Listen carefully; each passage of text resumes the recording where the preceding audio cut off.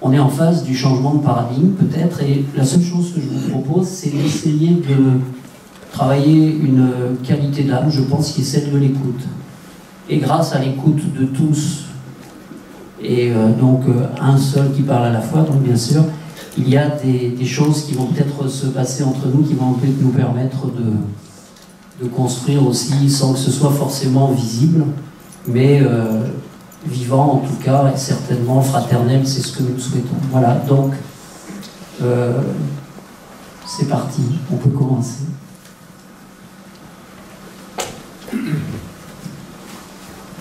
Merci, monsieur. Ma question s'adresse à Madame Gazin. J'ai fait une maîtrise de droit public il y a très longtemps, et j'ai regretté, avec le temps, de n'avoir pas plutôt étudié le droit européen. Parce que un sujet éthique qui me tient à cœur, c'est la protection animale. Et je constate avec le recul que c'est le droit européen qui est le plus protectif de la cause animale. Vous n'êtes pas d'accord avec ça? Et les Belges sont forts quand même. Pardon? Les Belges Surtout sont les forts. Suédois. Récemment, tout récemment les Belges, oui, tout récemment. Mais sur la longue durée, c'est quand même par rapport au droit français, par rapport au droit international en général, c'est le droit européen qui est le plus protectif. Selon vous, quelle est la raison de cette avancée particulière du droit européen sur ce sujet-là? Moi, je peux dire un mot. Je vais passer la parole à Marc et je vais réfléchir. En fait, ce qu'on constate, c'est que les Suédois, les Danois et les Finlandais tirent le chariot. Ah oui. Et donc ont imposé aux autres, qui se laissent un peu. Et donc, par rapport au droit français, droit italien, droit belge, les autres tirent. C'est un peu la même chose pour la conception de la défense. Si vous prenez l'armée suédoise, qui n'est pas dans l'OTAN, c'est un tout autre paradigme que l'armée française ou l'armée belge ou la... Bon. Et donc c'est un peu... Il y a des États membres, pour certains sujets, qui tirent la charrette en avant. Mais c'est parfois d'autres pays pour d'autres sujets. Voilà, c'est ça. Mais je pense qu'au niveau du droit européen, on a encore beaucoup de progrès à faire. Bien sûr. Parce que ce n'est pas une compétence européenne, le bien-être animal, c'est à travers des compétences particulières comme la protection, par exemple, au niveau du transport routier. C'est effectivement la politique de transport est commune au niveau européen. Et c'est vrai qu'alors, il y a des normes on va dire, de confort, de transport des animaux. Enfin, je dis confort, c'est pas le bon mot, hein, on va dire d'hygiène, de normes, etc. Aussi concernant les conditions de transport des animaux. Donc, je pense à ça. Après, si on regarde au niveau des droits fondamentaux, il y a cette discussion, je pense à qui consisterait à reconnaître des droits fondamentaux à l'animal en tant qu'animal, enfin qu'être sensible. Il n'y a rien dans la Charte européenne des droits fondamentaux. Moi, je pense qu'on a encore beaucoup de progrès à faire. Il y a des choses sur les conditions d'abattage des animaux. Je pense à ça parce que c'est vraiment, il n'y a pas... On rentre un peu par les petites portes du droit européen, c'est un peu du pointillisme. Il y a parfois des protections, mais c'est plutôt dans un sens, effectivement, de conditions d'hygiène. L'animal n'est pas reconnu comme un être sensible, digne de protection en tant que tel. C'est plus la marchandise, en fait. Donc, je pense qu'il y a beaucoup à faire. Je lisais parce qu'on m'a proposé de faire un séminaire l'année prochaine sur cette question. Puis, il va falloir que tu t'y mettes, ma fille. Et je me rends compte qu'effectivement, il y a du travail. Mais je crois que les Belges ont consacré, il y a très peu de temps, un code de la protection animale. Ça, c'est assez nouveau. Les Wallons, c'est pas les Belges, c'est au niveau de la Wallonie. On s'est inspiré des Nordiques. Et un ministre de la protection animale. C'est pas chez nous. Oui, il me semble bien. Mais c'est au niveau de la région Wallonie, hein. Oui, oui. C'est pas au niveau de la Belgique de l'État belge.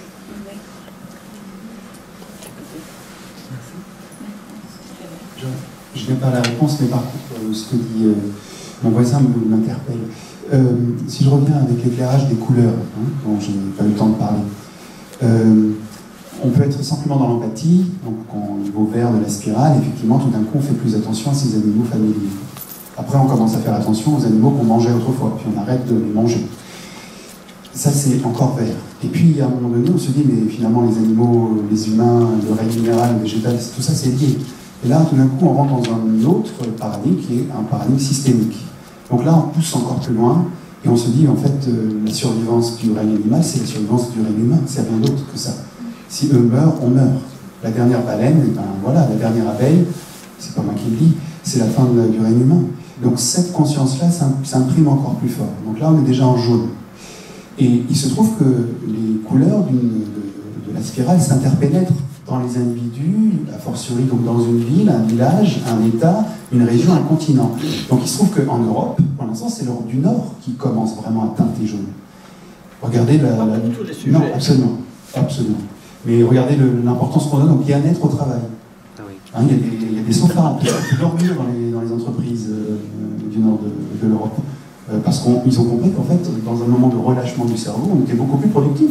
Donc faire la sieste, ça permet d'être créatif. Donc finalement, on a un retour immédiat sur investissement. Ça aussi, c'est le pragmatisme jaune. Vous voyez, on n'est pas dans un bisounours. Dans les verts, on a encore un peu tendance à y rester. Après, on veut du résultat. La question de monsieur sur l'artisanat, ça m'a beaucoup interpellé. À quel moment ça devient concret? Et ça, je crois que c'est la question de la spiritualité. Je crois que c'était la question la plus globale que j'ai entendue de la journée. À quel moment la spiritualité, ça devient un fait concret? Donc pour ces deux choses, des pays vont être porteurs du renouveau. Là, clairement, c'est les pays du Nord. Et puis, voilà, suivant les thèmes, ce sera un tel ou un tel. Et c'est là où justement la congruence de tous ces pays, parce qu'on les fédère, leur donne une puissance phénoménale. L'unité, la diversité. Je peux dire que dans notre Parlement, il y a une partie pour les animaux. Et ils ont 2 personnes dans un Parlement de 50 membres. Alors, c'est représenté.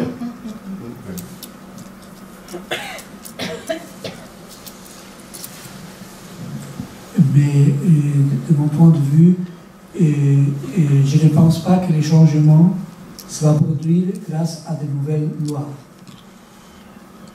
Et je pense, de mon point de vue, c'est la croissante sensibilité de la population qui devient de plus en plus consciente de que le bétail produit la pollution des eaux souterraines, la pollution aussi de l'air, le méthane, etc. Mais quand il devient aussi conscience de la condition des abattoirs, ça, chez nous, ça produit, en Espagne, ça produit une révolte, mais immédiate. Et cette révolte a un plus grand effet concret que n'importe quelle loi. Parce qu'automatiquement, des centaines de milliers de personnes arrêtent d'acheter une chose. Les entreprises regardent comme son niveau de vente fait comme ça, et automatiquement commencent à changer les conditions des animaux. Alors, mais c'est rapide. Et alors, je pense que ça se correspond à tout ce qu'on vient de parler. Les changements de la conscience, ça veut dire les changements de la sensibilité et de la perception va produire les changements concrets. Et les lois viendront, dans la plupart des cas, après, pour régulariser ce qui a été déjà c'est une chose de fait. Il me semble.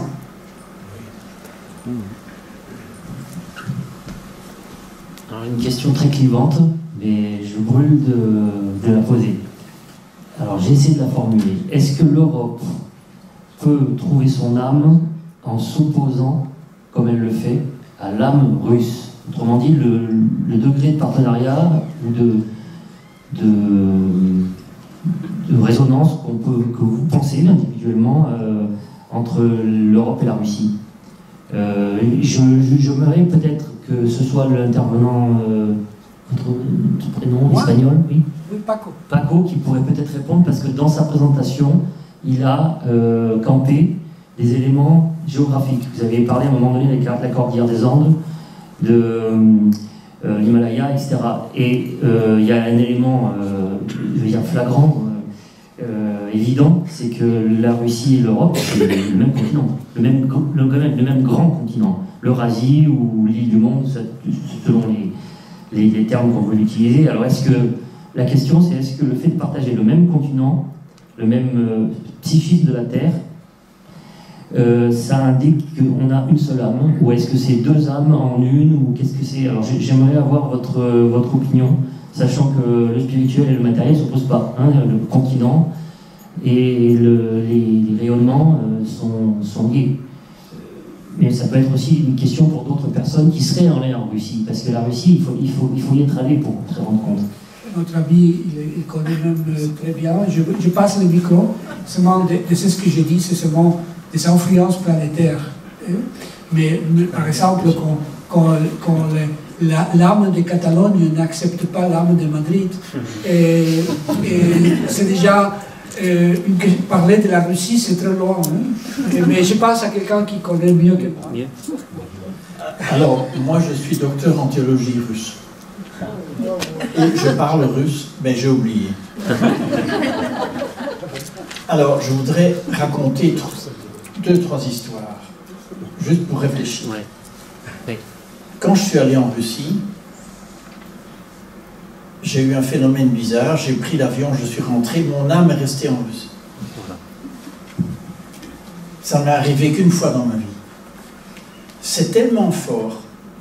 C'est des gens qui sont tellement avec une âme puissante que mon âme est restée là 2-3 jours. Je ne sais pas expliquer. Bon. 1, 2. Gorbatchev est venu au Parlement européen il y a 20 ans et il a dit « Je promeus la maison commune européenne ». Et on l'a envoyé sur des roses, pour ne pas dire autre chose.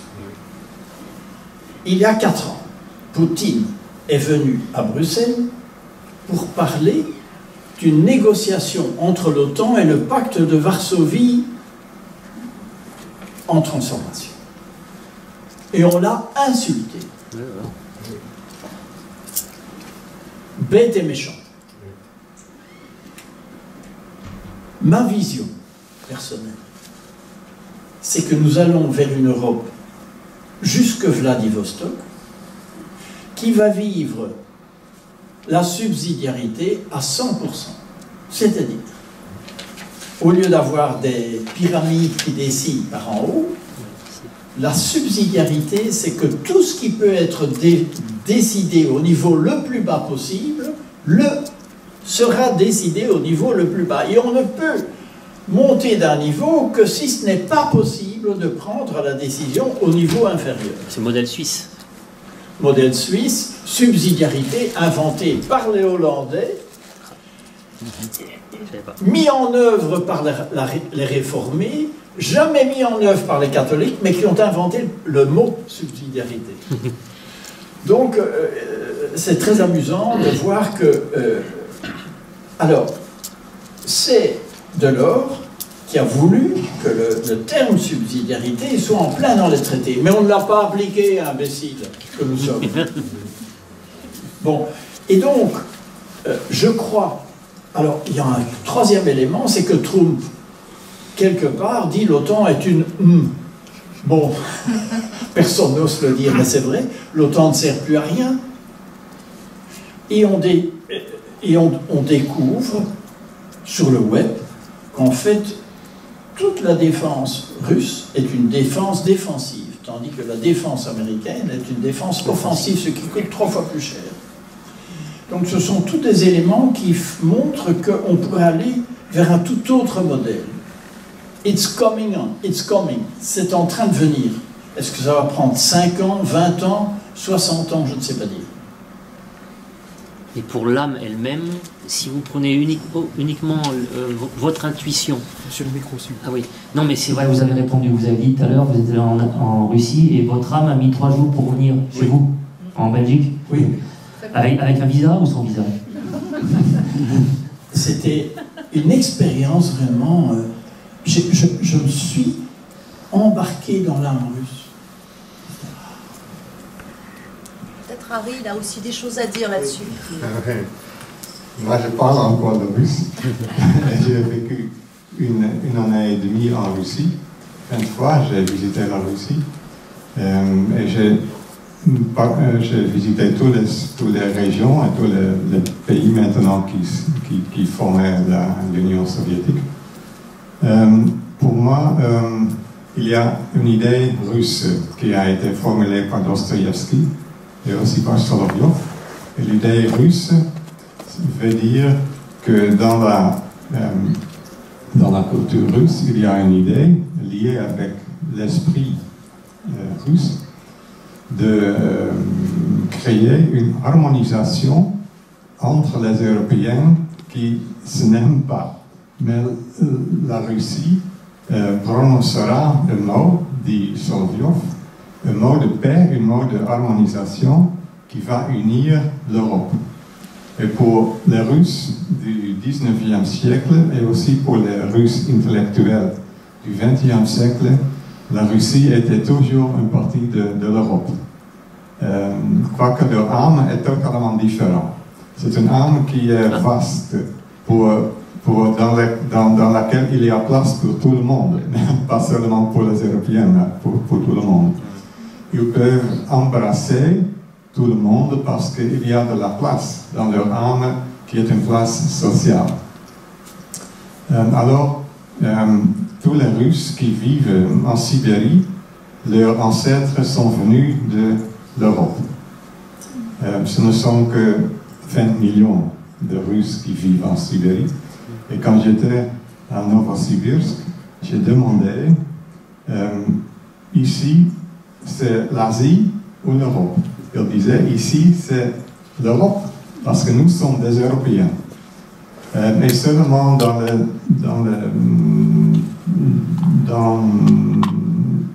après les animosités entre l'OTAN, l'Amérique et Poutine, il y a maintenant un tournement.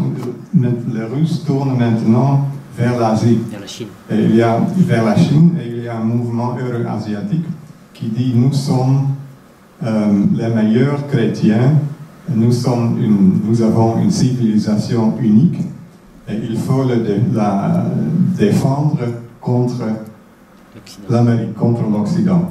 Et c'est une perversion qui est causée par le comportement des Américains qui voulaient partager la Russie dans plusieurs pas pour dominer le marché de toutes les choses qu'il y a dans le sol.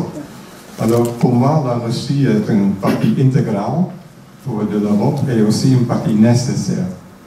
Quand je voyais que beaucoup d'Allemands sont venus en Russie avec une âme pathologique, c'est-à-dire une âme qui voulait organiser les choses. Mais en Russie, rien ne s'organise pas.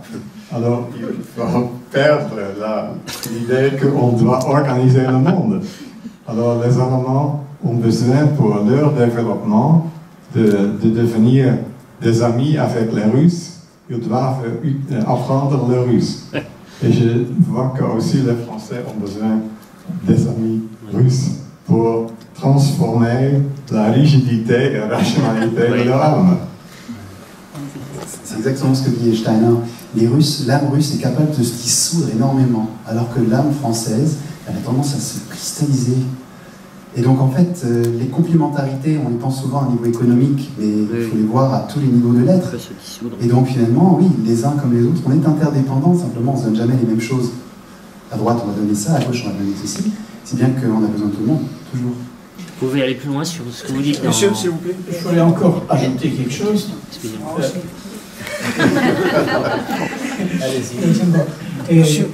Disons, les grandes impulsions spirituelles pour le monde occidental a commencé à New York en 1875 avec la création de la Société théosophique. Mais la création de la société théosophique a été faite par une femme russe qui s'appelle Blavatsky et qui a encharné l'esprit russe de façon claire. Et Madame Raïssa Gorbachova, qui était le pilote. Oui, elle appartenait à la Agni Yoga Society. Et la Agni Yoga Society a été créée par Elena Röhrig, l'épouse de Nicolas Röhrig, et un peintre russe qui a été un de peu de gens qui a connu la véritable spiritualité orientale dans son voyage dans le Kunlun et dans sa recherche de Shambhala. Et Nicolas Röhrig, après son voyage de 3 ans à travers toutes les Gobi, le Kunlun et le Tibet, un des pays occidental qui a pu entrer dans ce pays, c'est lui qui a convaincu pour la création de l'UNESCO. Et l'UNESCO a été créé par l'initiative de Nicolas Röhrig. Et alors, et même il y a un musée Röhrig à New York avec toutes ces peintures. Et alors je vois qu'il y a l'histoire officielle, l'histoire de Poutine, et Trump, etc. Mais il y a la réalité. Et la réalité se déroule dans le monde de la spiritualité. Et vraiment, Nicolas Röhrig, et surtout sa femme Yelena Röhrig, et vous pouvez trouver dans ce livre des jouvelles,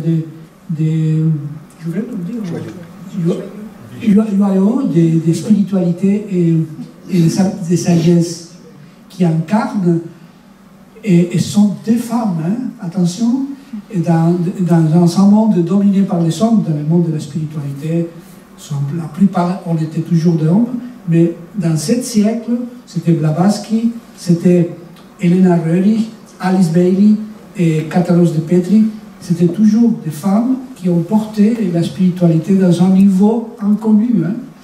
Et 2 d'elles étaient russes. Alors je pense qu'on ne prend pas sérieusement ce qui vient de là. Et parce que nous sommes trop intellectuels.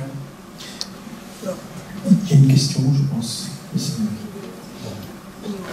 Oui, en fait, ce n'était pas tellement une question. Je voulais répondre un peu à Frédéric, mais après ce que vient de dire Paco, je voulais un peu rappeler des choses historiques qui sont passées depuis 30 ans. Il y a, dans les années 90, l'Union soviétique est rentrée dans le Conseil de l'Europe et après le coup, elle a failli rentrer dans l'Union européenne. Si elle ne l'a pas fait, c'est à cause de l'opposition des Américains, je crois. Monsieur, peut-être non. À un moment, il a été question avec Delors. Et puis on s'est rendu compte que c'était la grenouille qui avalait le bœuf. On n'avait pas la taille pour absorber la Russie. Donc le système pyramidal européen ne pouvait pas absorber la Russie. On ne peut que faire une nouvelle communauté. Alors, je voulais simplement raconter une autre histoire. Je suis président d'honneur de Eurotas, c'est European Transpersonal Association, c'est une association de thérapeutes transpersonnels. Ce que j'ai vu comme président, c'est que les Russes, mais ils sont 3 kilomètres en avance des meilleurs thérapeutes américains, français, etc. Mais только по-русски говорят. Ils ne parlent que russe. C'est ça le problème. C'est qu'il y en a très peu qui connaissent l'anglais. Tu as la même chose en physique quantique. Si tu veux, l'âme russe est telle qu'elle ne freine pas sur le changement. Contrairement à notre âme occidentale qui freine des 4 roues sur le changement. Ils ont d'autres défauts, hein, je ne dis pas que... Mais l'âme russe permet... ils sont les plus avancés du monde sur des tas de problèmes de physique quantique, entre spiritualité et physique quantique. Bien, le moment de se quitter approche, donc ce que je vous propose, c'est de, peut-être, on a encore le temps pour une dernière question, ou peut-être une proposition à faire de la part de nos amis avant de se quitter, je ne sais pas, mais comme c'est le dernier moment, il y a peut-être une personne qui ne s'est pas exprimée encore, qui souhaiterait le faire, auquel cas on peut lui laisser la parole, bien sûr.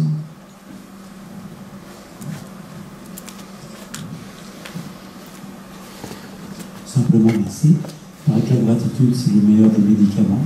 Donc, savoir ce qu'il y a de bon et de beau en chacun. Et merci pour tous ces échanges. C'est éclairant. Et cette cohérence pour celui qui sait voir derrière l'invisible. Merci.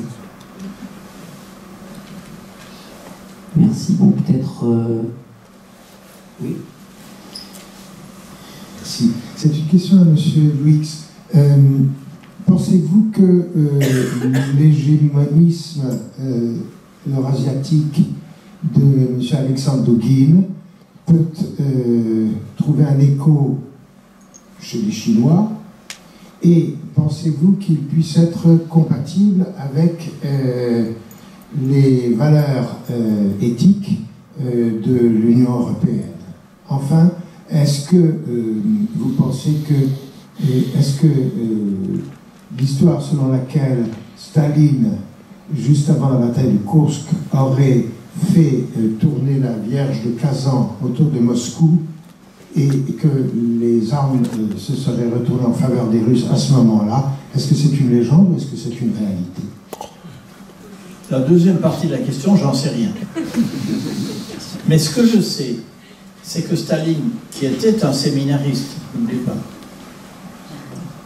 un séminariste orthodoxe, mais qui n'est jamais devenu pope, s'est dit, à la fin de la guerre, bon, on a tué quand même plusieurs dizaines de millions de Russes, hein, pour faire la terre brûlée, pour que les troupes allemandes ne puissent pas se nourrir.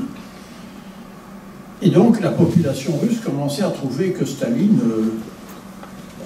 Et donc il s'est servi de la religion pour essayer de pousser la Russie vers la victoire. Bon, ça c'est la seule chose qu'on... Alors, la première question c'était... Alexandre Dugin. Dugin. Oui, le géopoliticien qui est un des conseillers de oui. Vladimir Poutine. C'est le champion du projet eurasiatique de la Russie aujourd'hui. Alors,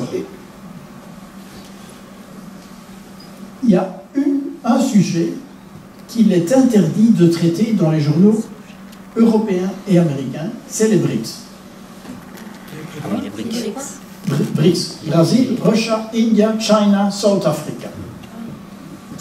Les BRICS se sont réunis et ont dit d'abord, nous voulons un monde post-américain, parce que la domination américaine sur le monde est néfaste pour tout le monde, y compris pour l'Amérique.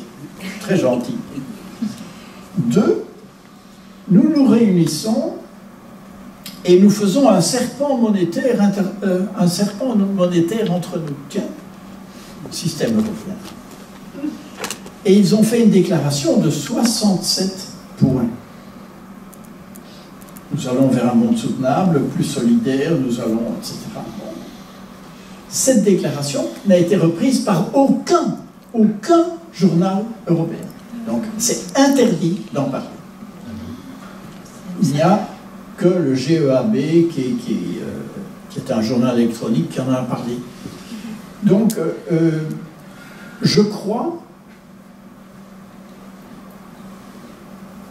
qu'il y a, et c'est ce qui va se passer probablement, la crise économique et la crise financière va toucher nous et les États-Unis par les BRICS, qui sont en train de créer un système de carte Visa et de banque 6 de paiements internationaux indépendants et de l'euro et du dollar, parce qu'ils savent très bien que ça va s'écrouler, ils le savent et ils l'attendent. Et donc ils s'organisent entre eux pour être indépendants. Et je crois que l'Europe devrait absolument, mais pas avec les leaders que nous avons maintenant, qui sont des nains de jardin, n'ayant été choisi pour ça,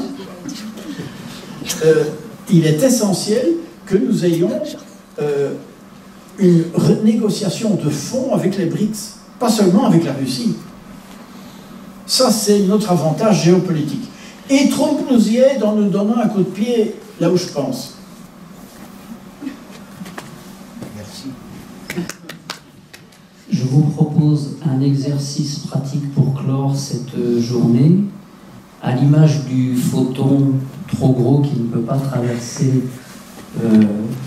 la feuille d'or, est-ce que vous pourriez nous donner quelques éléments pour la suite de cette journée par rapport à ce thème donc qui nous est cher, mais en ayant bien conscience que ce que je vous demande est énorme et que le passage n'est pas forcément possible.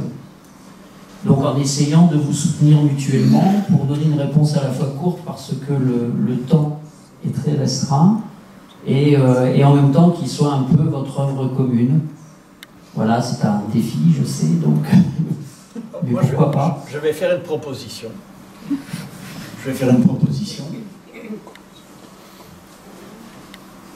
Passons à la métaphysique 3. C'est la conscience qui crée la matière. C'est la conscience qui crée la matière. Nous n'y croyons pas assez. C'est un enjeu épistémologique, philosophique et spirituel. Et tes amis, qu'en pensent-ils? Qu'en pensez-vous? Je suis complètement d'accord. D'accord. Je pense qu'on a posé les bases de quelque chose qui nous dépasse peut-être. C'est très intuitif, mais peut-être au niveau de la conscience. Et maintenant, accompagnons ce qui va se passer au niveau de la matière. J'aimerais dire une seule petite chose. Et nous avons vu les programmes de notre amie Ariane et de ce voyage initiatique. Et souvent, on pense qu'un processus initiatique, c'est un processus dans lequel les néophytes, ou les candidats à être initiés, est informé, reçoit un enseignement. Et le processus initiatique, c'est plutôt le résultat d'éveiller dans les néophytes des questions. Et tous les systèmes que nous avons, des questions-réponses, est anti-initiatique. Aussi une remarque, il y avait une question avec le moment et Michel, et aussi le pouvoir du moment, c'est un problème de conscience. Parce que l'argent, c'est une création de la créativité humaine. Ça, c'est la façon de recréer de l'argent qui n'est pas lié avec la dette. Et la monnaie qui domine le monde maintenant est une monnaie, est un argent qui ne fait pas mourir, qui ne fait pas terminer son existence et qui a été créé par la banque. Alors, la vraie monnaie est une question spirituelle et le produit de notre créativité. Alors, ça confirme l'idée que nous avons écoutée. En spirale dynamique, le verre, c'est le fossoyeur. Et qui fait table rase de tout ce qui s'est passé avant. Donc c'est justement ça, c'est le petit kick qui fait tomber un système qui est déjà en train de s'écrouler. Il n'y a presque rien à faire, juste un chic. Et puis tout s'écroule. Ça coûte presque rien en énergie. C'est écologique, finalement. Et... Oui, il y a une bonne nouvelle, c'est que ça peut être très facile. Et voilà. On est là pour nous économiser, j'espère que vous avez bien compris. En faire le moins possible avec un résultat maximum. C'est ça qui compte. Et si on fait ça, le monde s'écroule. Et ça veut dire qu'après, il faut reconstruire. Est-ce qu'on a le courage? Bien, ben, il ne reste plus qu'à vous remercier vraiment, ainsi qu'à vous-même pour cette journée. Donc, un grand merci à tous. Et on a un dernier exercice. Il nous reste 10 minutes pour se dire au revoir et pour ne pas pénaliser non plus nos amis qui assure la partie pratique hein, de la salle.